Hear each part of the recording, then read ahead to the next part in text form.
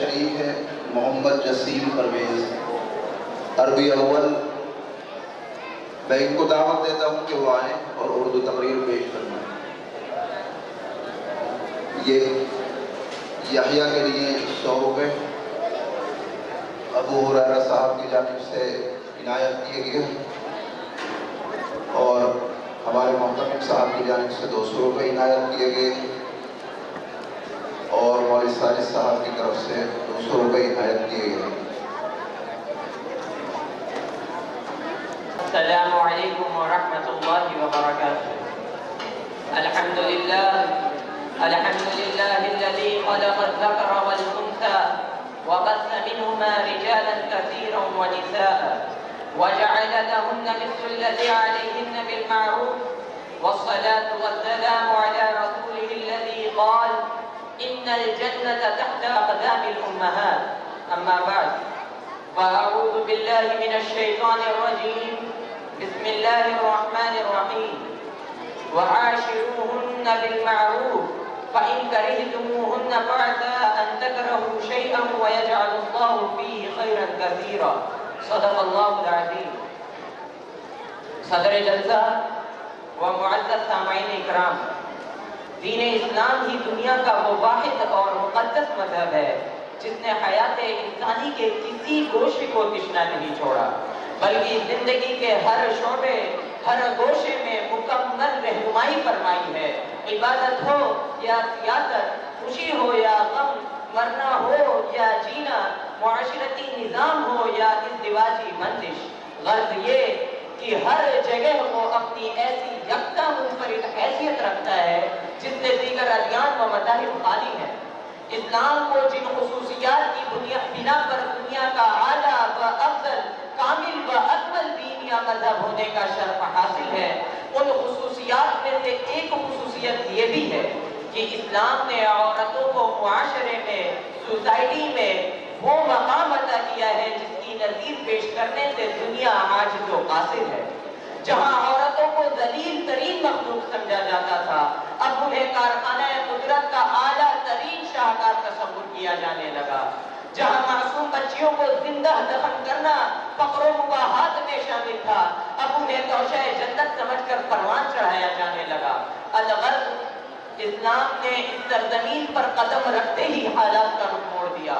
دم توڑتی ہوئی سوسائٹی میں ایسی روح پھوٹی جس سے انسانیت کو دوبارہ زندگی نصیب ہوئی اور ظالموں کو ظلم و تشدد اور قتل و غارت گری سے روک دیا۔ حاضرین جلسہ،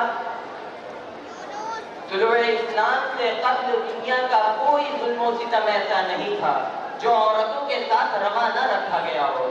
ان مظلوم عورتوں کے لیے ہر نئی صبح ہلاکت و بربادی کا پیغام لاتی اور ہر نئی شام ان کو خون کے آنسو رلاتی، یعنی خدا کی یہ سرزمین اپنی تمام وسعت و کشادگی کے باوجود ان مظلوم اور بے بس ہستیوں پر تنگ ہو کر رہ گئی تھی۔ لیکن جب مظلومین کی آہوں نے دامن رحمت کو تھام کر فریادیں کی تو رحمت خداوندی جوش میں آئی اور اس دنیا کے سیاہ پردوں پر اس تاریخ ساز انسان کا ظہور ہوا جو سارے انسانیت کا دکھ درد اپنے دل کے لحاظوں میں سمیٹے ہوئے تھا، جو انسانوں کا غمخوار اور مظلوموں کا مددگار تھا، یتیموں کا والی اور غریبوں کا مولا تھا۔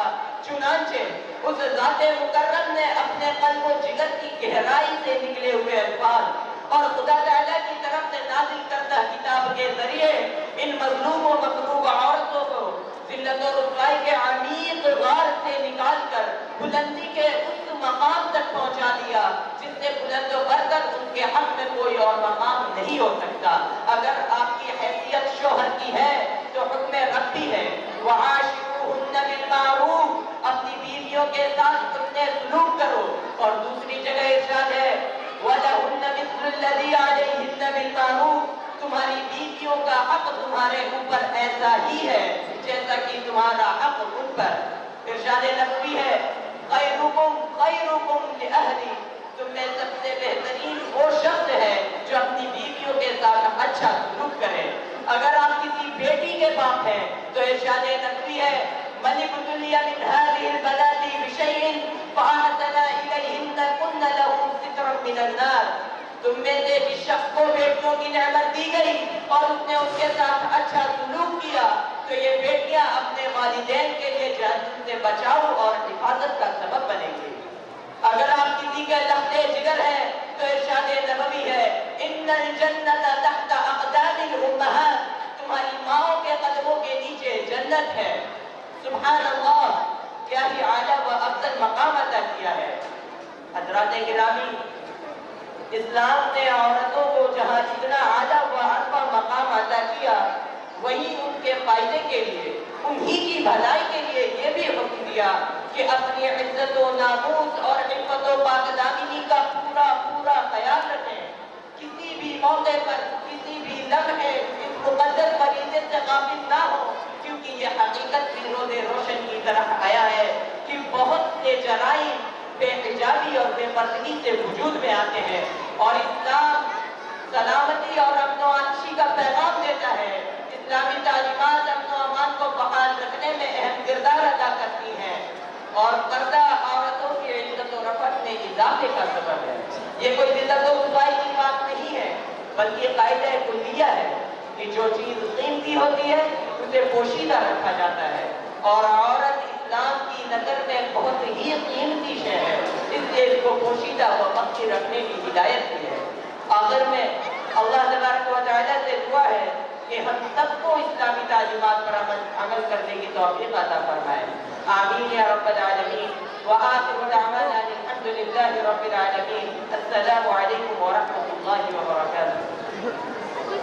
ماشاء اللہ، بہت خوب۔